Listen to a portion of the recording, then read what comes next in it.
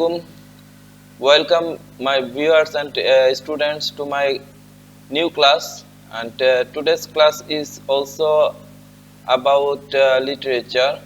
In the previous class, I told you something about literature, and today's class is about poetry. Okay. Uh, Under National University, you have a subject that is introduction to poetry in your syllabus, and from this topic I am going to start today. Uh, at first, I will just give you some ideas about poetry and the types of poetry, characteristics of poetry, etc. And okay, I hope that you will enjoy the class. And another matter, hope you are enjoying my class. Try to share it as much as possible and follow my page so that I can get some inspiration from you to make the class too. Okay, so uh, going to directly top on the topics. Poetry. Do you know what is poetry actually? Actually, in a simple word, we know that poetry is a kind of verse, right? But in literary terms, we can say poetry is an enchanting. Enchanting, do you know meaning the enchanting? Enchanting means charming or exciting, you can say. So we can say that poetry is an enchanting, or poetry is an exciting, or poetry is a charming realm of artistic expression. Okay, artistic expression. It is an artistic expression, and this expression is obviously enchanting, then charming and exciting also. Okay, that penetrates or describes or brings out. Okay, penetrates the depth of human emotions and unveils profound thoughts. That means a poetry obviously will the mixture of expression, thoughts and emotions of the poet. Okay, so it serves as a channel through which you have to understand that it serves as a channel through which individuals can negotiate the intricate landscape of the human experience. So it actually links the human experience, which this is the poetry. Poetry is a channel through which human experience is linked. Okay, so not only poet's experience, it also links human experience in a poetry. To define, we can say poetry is a keen to create or capture the intangible essence of beauty. That means the most essential beauty of human life is portrayed on a poetry. It is a genre, you can say. It is a genre of literature. So we know all sorts of fictions, all sorts of novel. These are also the genre. So poetry is also a genre of literature that defines conventional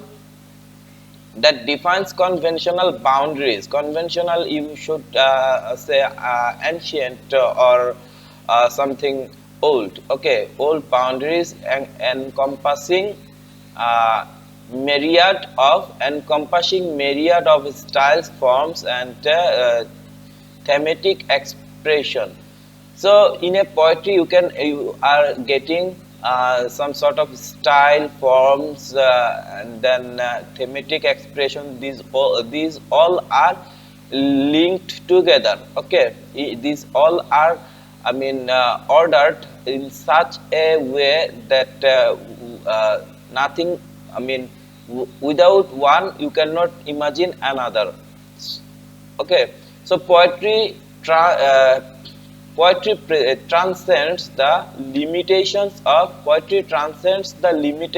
of straightforward prose, weaving together words, rhymes and imaginary to create a tasteful story. So, in a poetry, you are getting rhymes, rhythms, and also imagery.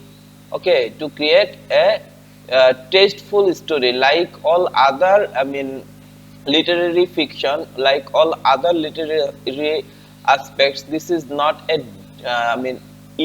this is not a large description. It's a short description, and words are said in such a way so that whole expression can be come out within a single sentence or within a single, the single writing. Okay, because poetry is a short form of writing also. uh, the emotion is also essential in a poetry, because without emotion you cannot imagine a poetry. Okay, because you know each and every poet is very emotional, and from their emotion they creates the poetry. And the characteristics of poetry, we are now discussing the characteristics of poetry. Okay, poetry presents distinctive characteristics. So distinctive means some sort of special. Okay, special type of characteristics have the poetry. It's a that set it apart from other forms of literature, and this separate characteristics separate it from the other literature. It encompasses it encompasses emotional experience, expression. You will get this word more and more time, because in a poetry word you will get emotional expression. All sorts of expression are emotional, and which sometimes you will not get the similarities in the real situation, in the reality. Okay, provoking deep feelings. In characteristics of a poetry is a provoking deep feeling, or expressing its deep feeling. One kind of, you can say, exaggeration of feelings. Say for example, sometimes if you read Sun Rising, in Sun Rising written by John Donne, here we will see that his beloved is compared with the, his beloved or his time with spending time with beloved is disturbed by the sun, and therefore the sun is provoked by the poet, that why are you here to disturb us. Okay, in reality it is will if you see someone is provoking the sun for disturbing their sleep in while he or she is in his beloved with his beloved, then you will say mad, right? One kind of mad, you can say this type of feelings if someone expresses in reality. But in poetry this is real, that the emotion or the feelings will be deep and more deep. Okay, not only deep, will more deep, so that the reader can be astonished, so that the reader can not lose their attention. The reader can get the excitement to read those emotion, because by nature human being is emotional. By nature human beings are love to human beings love to get something that can touch their heart. Okay, and without emotion you cannot touch someone's heart. If even in your friend circle, if you can express your emotion deeply, then you will get that your friend circle is also taking you seriously. And without emotion, if you are always in a, I mean, real mode, or some sort of harsh mode, you will see that your friend circle is not taking you easily.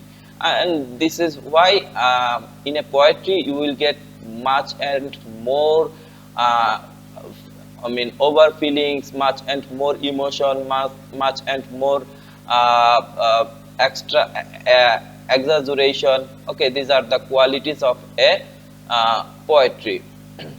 So you have to understand another thing, that it's also one kind of art. Okay, because in a art, what we do in a art, who paints, he also uses his much emotional, I mean, painting qualities, so that someone can understand what he wanted to uh, display with his picture. And a poet also in the same way decorates his words in such a way so that a reader can never lose his can never lose his attention to read the poem.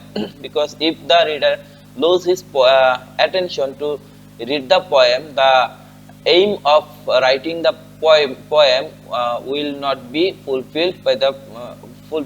This is why words are decorated in such a way so that reader can get much interest to read the poem. Okay, so poetry possesses aesthetic qualities that contribute to its allure and impact. Allure means one kind of affection, you can say, and impact, influence. So the poetry is written in such a way, so that the reader can never lose his affection, can never lose his influence. And the target of poet is always to affect the reader, or to manage the affection of the readers. Okay, their qualities pertain to the form of uh, language and overall artistic composition of the poem. A poem is also a artistic composition, because an artistic composition in an if you see an artistic composition, after reading the first line, you will be, I mean, bound to read the next line to know or to understand what is written in the next line.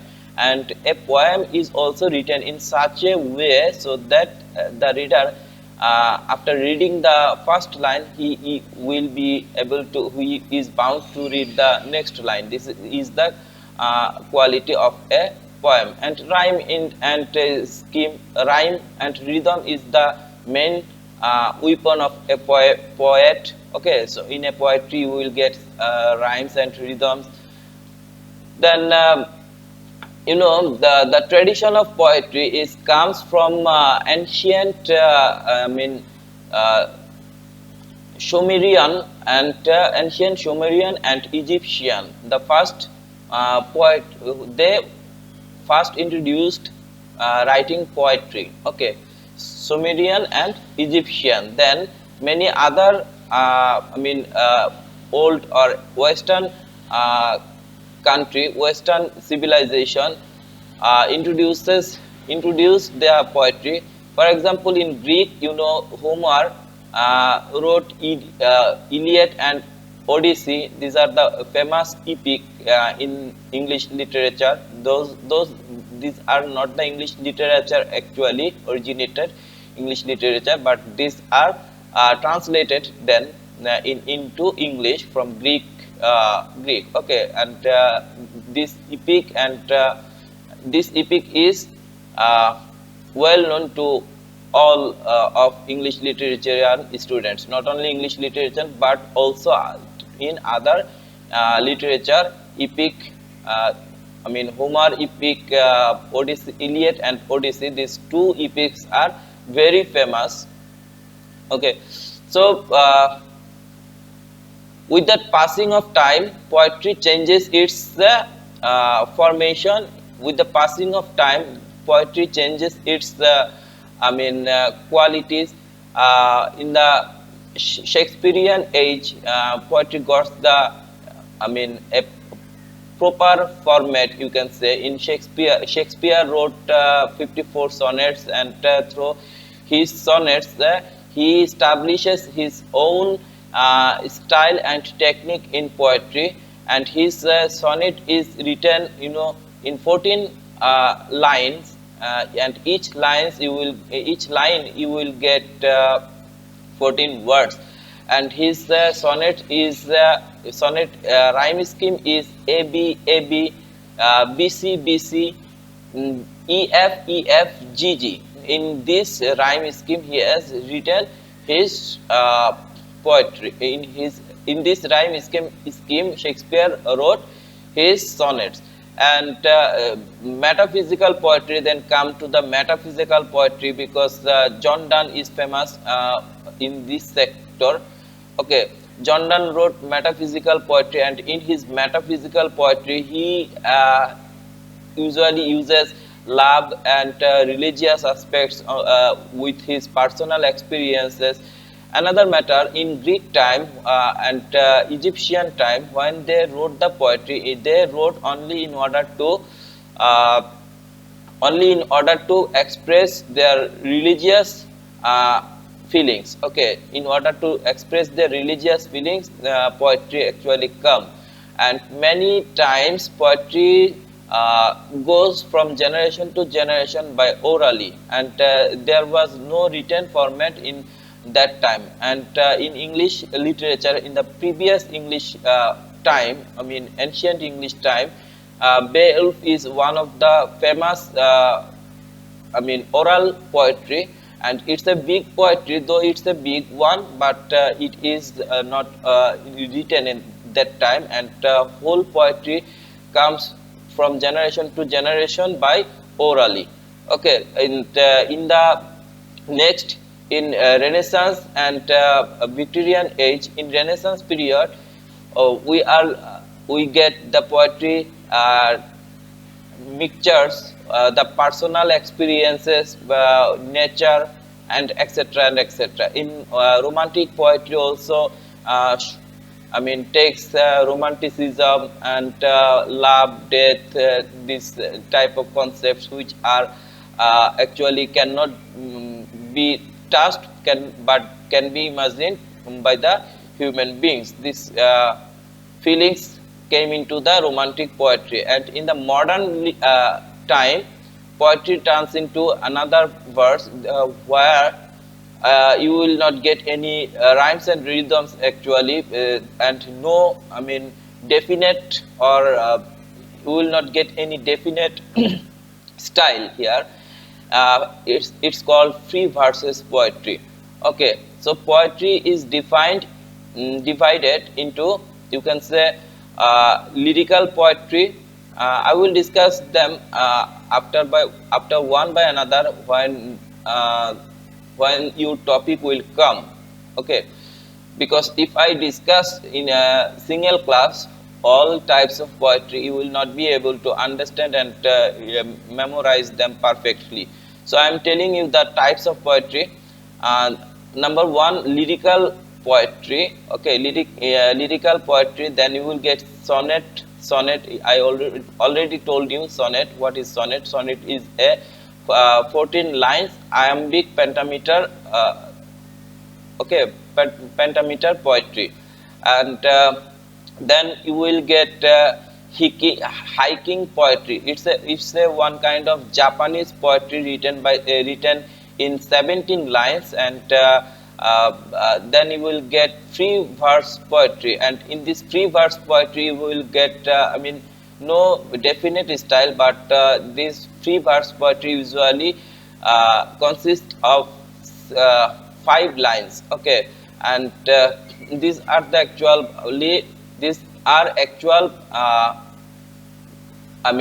types of poetry. Now I would like to go to another topic, that is your main one, is shall I compare thee to a summer's day?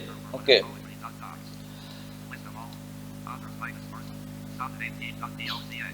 Okay, so shall I compare thee to a summer's day? It's written by William Shakespeare. It's a sonnet. I told you that sonnet is a kind of poetry where you will get only 14 lines, and each line and its rhyme scheme is A B A B B A B A B B C B C. Then E F E F G G. These 14 lines are. These 14 lines are schemed in this way. Okay. So sonnet 18 is a famous poem by William Shakespeare, in which Shakespeare compares his friend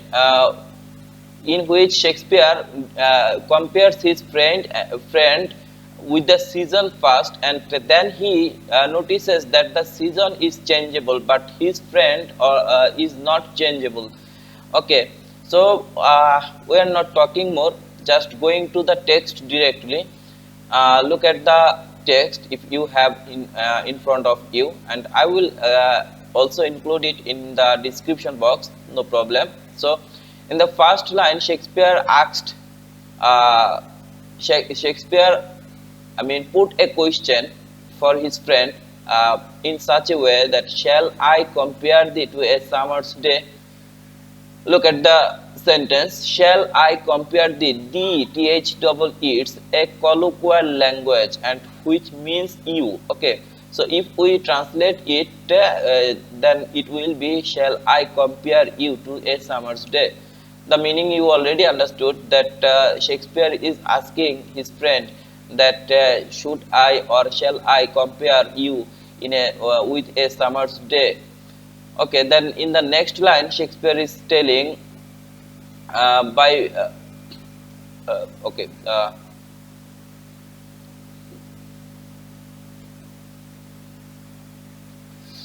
In the next line, Shakespeare is telling, thou art more lovely and more temperate. Thou means your. Okay, it's also a colloquial language.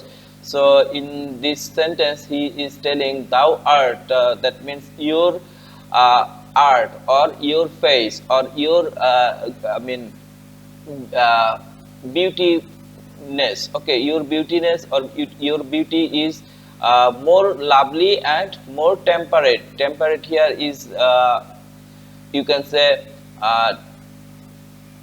which cannot be destroyed within a single time. Okay, which cannot be changed. Okay, so in the third line, Shakespeare is telling, rough, you know, bad, right? Rough winds do shake the darling birds of May. So in May, May is considered the hottest time, and when the rough wind, that means one kind of storm, okay, storm spreads all over the world, and especially in England, and this is why he is telling that rough winds do shake the darling birds of May. In the May month, the season of summer is changes, and it feels unbearable to the human kinds, for the human beings, and this is why he is in that line he is describing the nature again. In the first line, we are noticing that Shakespeare is putting a question to his friend, whether he will compare him with a summer's day or not. This is one kind of confusional question, you can say. And in the from the next line, he is just describing the nature, and this is the picture of a sonnet. In a sonnet, you will get in first quatrain, first quatrain the main theme will express, and in the next two quatrain the theme will be elaborated, and from the first quatrain, in the first line we are getting that Shakespeare is trying to compare his friend with the summer, but later on he is showing the nature of summer, and he is telling that the summer is changes its nature in May, and leaves heat all summers lead heat all to short a date, and at a time, I mean, within the in this time summer has a, after giving a lot of temperature, lot of heat, lot of uh, etc and etc, and at last the date of summer becomes short, and it goes to end. Okay, sometimes too hot, the eye of heat shyness. So in summer, you have some experience about summer. In summer, we notice that the heat is too much, that we cannot open our eye clearly, and we cannot see perfectly in the especially at afternoon, or in the, I mean, noon, when the sun is over the head, and it becomes difficult for us to look around us, and to leave ourselves. Okay, and Shakespeare is also telling that sometimes too hot the eye have heat, have shines. Okay, so shine, that means to enlighten or to light yourself. Okay, so the eye cannot give its proper light for the, for having a lot of hot in summer. Okay, and in the next line, and often is have gold complexion demeaned. Here is also one kind of colloquial language. It will be demeaned, dimmed. Okay, it is written in short form. So Shakespeare is telling, again I am repeating the line, and often is have gold, often is his gold complexion dimmed. So it's gold, gold is the most, I mean, valuable or precious things, and its nature of gold is glitter, and for having enough hot, for having enough temperature, all times it does not seem a golden period or golden time in summer. Okay, because the life becomes unbearable, life becomes intolerable in summer, and this is why the summer is not always gold. And in the next line, and every fair from fair sometime declines. That means the all fair, beauty. Okay, all beauty in summer, all beauty are, decreases. Okay, because while in summer, a lot of temperature, a lot of sand, a lot of rubbish and dust are all over the all over the area, all over the country, and this is why if you just decorate yourself, if you beautify yourself and go out with this decoration, all beauty will not be continue with you because of the dust, because of the sand. And this is why Shakespeare is telling that all fear is not all fears declines. Okay, declines means decreases. Okay, so between or natures, between or nature changing course untrimmed, That means all sorts of nature, I mean not only summer, all sorts of nature is the matter of changing. Okay, if you look at the wind, if wind ends and the summer starts, and summer ends, wind starts, so all natures are changing itself by with the changing of time. But thou eternal summer shall not be fade. That means his friend glitter, or his friend beauty, his friend light will never lose its lose, because we will get the in the next line, nor lose possession of that fair thou own. That means the beauty or the position or the honor, or whatever you can say, the position, the honor or the beauty of his friend will never lose, will never change, will never go vanished, nor shall death brave thou erst have made, when when I eternal lines to time thou grow. That means, as Shakespeare wrote his friend, as Shakespeare wrote his name, wrote the name of his friend in his writing. So his beauty, his honor, his respect, his all sorts of, I mean, dignity will not change, because so long as man can breathe, nor eyes can eyes can see, so long lives this, and this gives life to thee.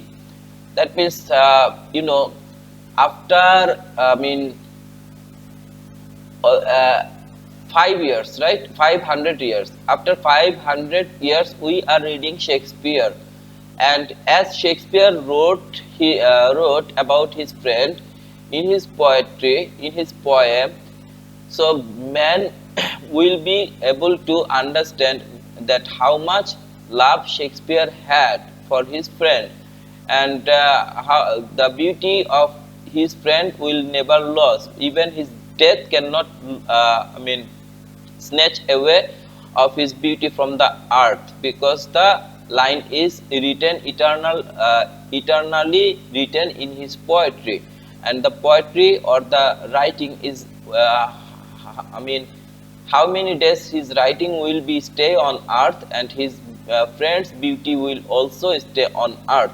This is the summary, actual summary of this poem, and in the next class we will see what are the, I mean, figurative speech, or what are the comparison or other topics about this poem is going to be in the next class. Okay, so till then, expecting your good health, and may Allah bless you. Allah Hafiz.